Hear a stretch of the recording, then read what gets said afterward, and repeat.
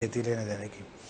پھر بھائی نے کوشچن کیا کہ یہ ابو ظبی سے کہ کسی نے قرضہ لیا تھا اور کہا تھا کہ میرے بیٹے مر جائیں اگر میں قرضہ ادا نہ کروں۔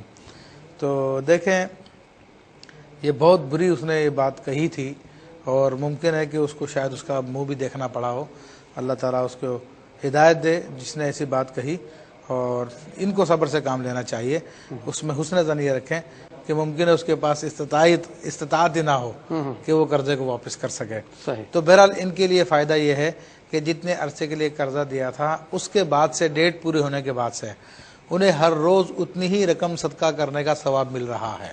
ماشاءاللہ ماشاءاللہ، ورنہ اتنی رقم کہاں انسان صدقہ کر سکتا ہے۔ صحیح۔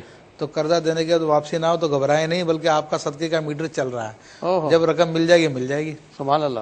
پھر یہ کہ اگر خدا نخواستہ نہیں دیا اس نے تو کل بروز قیامت اپنی ساری نیکیاں اس کو دینی پڑ جائے گی اور قرضہ ادا کرنا پڑے گا، اور اگر نیکیاں نہ ہوئی اس کے پاس تو ان کے سارے گناہ اس کو سہارنے پڑیں گے، یہ خالی الدامن ہو جائیں گے۔